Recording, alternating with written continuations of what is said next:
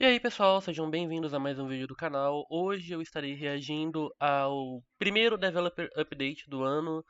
Vamos ver o que os nossos queridos e amados devs têm a falar sobre a primeira atualização do ano.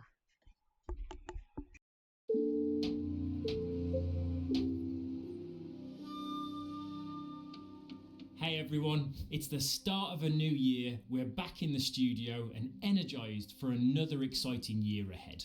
We're making some changes to our plans for the year based on some recent learnings. But once those are locked in, we'll get back on the sofa for the next Community Direct. We haven't locked in a date yet, but stay tuned. Now, for this first dev update of 2026, I'll share an update on player encounter rates, the next phase of Hourglass improvements hitting insiders, our commitment to last ship standing, and then finish with something we've been cooking up for those stockpiling doubloons. So, first up, I want to talk about player encounters. We've seen increasing reports of how the seas are feeling quieter, with fewer crews on the horizon and less of those stories the seas are famous for. I'll be honest, in reflection, this is an issue I feel we've not rallied on quickly enough, as engaging with other crews in the shared world is just a fundamental pillar of the experience, and we should have been quicker to react here. We've seen players theorising if diving could be the root of the issue, or even earlier with the addition of Hourglass. Lots of interesting speculation, but we needed to get to the bottom of it. Keeping servers busy across regions and time zones is pretty complex, and one that isn't strictly dependent on overall player counts. So the team have been digging into this in earnest to better understand what might be happening. The good news is that we think we've found the smoking gun that identifies the problem though, and it's a combination of issues in our server migration tech going on behind the scenes to keep servers full. We're now prioritising work to improve this across a number of fronts, and we'll share more once we have a clear plan in place. Right, moving on to Insiders news. Last month I shared an update on the shrinking battle arena changes coming to Hourglass. This month I wanted to share some details about what we're adding to help reduce the amount of cheaters you can find when diving into battle. While the original intent was for anyone to be able to jump straight into an Hourglass battle, we've seen cheaters utilise this route to find and disrupt players on demand. Hourglass is now going to be restricted to players who fully completed the maiden voyage, undertaken all trading company onboarding voyages, and then also reached a specific promotion level with the Reaper's Bones. And every member of the crew has to have met those requirements.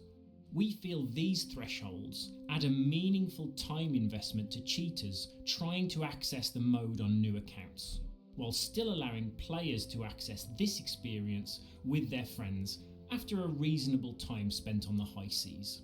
There's also a new player protection side to this, that while our intent was for this experience to be accessible from the get-go, we do see new players accidentally diving into Hourglass and not having the best experience, which this will safeguard them from. This set of changes will be heading into Insiders in the next few weeks and become part of our wider suite of improvements to the Hourglass experience. Now, sticking with Insiders, I wanted to address a key bit of feedback following our recent announcement of Champions of the Damned, a last ship standing experience set in the Sea of the Damned, coming as part of Season 19. We've seen a lot of excitement for this new edition, and rightfully so. We can't wait to expand the Hourglass with this brand new battle type. This will arrive as a time-limited experience, taking over one-on-one sloop battles during Season 19. And the reason for that is for us to gauge player counts and matchmaking times alongside the existing Hourglass experience. Our intent here though is for this battle type to be opened up regularly as part of a new live programme of events after the season, and that will bring it back on a monthly basis.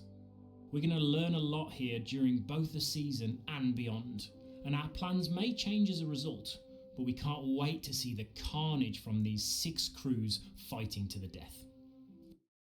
Bom, pra todo mundo que falou que a Arena ia voltar, tá aí uma continuação espiritual da Arena. Uma batalha no Mar dos Ferrados, 6 navios lutando loucamente um contra o outro, cara. Vai ser tipo o Battle Royale do Sea of Thieves. Vai ser interessante. É, a mudança da batalha um contra um também. Mas assim, principalmente a melhor notícia desse vídeo é que finalmente vão colocar um nível mínimo para entrar na ampulheta. Isso é uma coisa ótima. Não acho que é o ideal ainda, porque eles falaram um nível mínimo de reputação no nosso ceifador.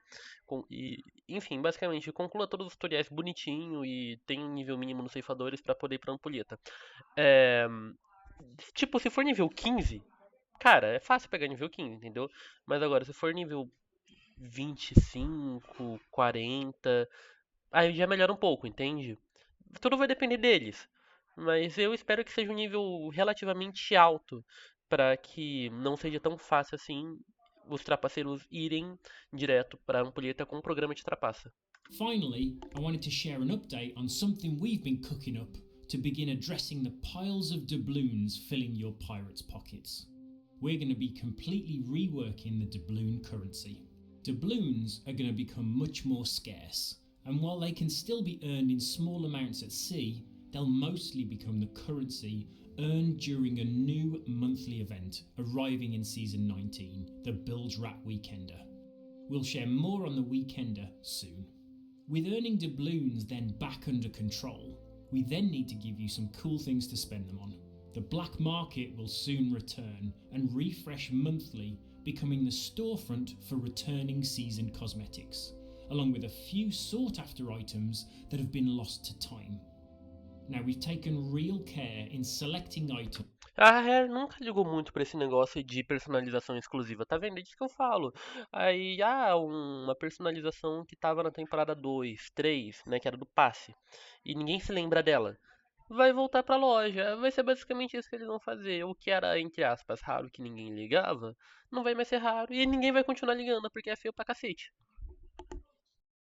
Previously available in the game to return here, while still preserving those mementos for players who participated at the time. As an example, we'll be bringing back the ability for players to purchase the original Bone Crusher items from Year 1 and finally complete their set. However, still preserving the legacy of items like the Drum of the Deep for those players who took part in the Hungering Deep. There's a very careful line we're treading here, preserving those old memories, but it's time to bring back some of the cosmetic sets that players can at present only partially complete. All existing items in the outpost stores priced in doubloons will also be converting to gold at this time, so players may choose to grab those items before they change over. Now, to kick off this new approach, we're going to be doing a full doubloon reset during Season 19. But for those players with doubloons in the bank, there'll be a range of time-limited commemorative items available to purchase with your doubloons before they're reset. Don't worry, you'll have plenty of time to log in and grab them before the reset actually happens. We'll share more on the dates all of this will be taking place a little closer to the time.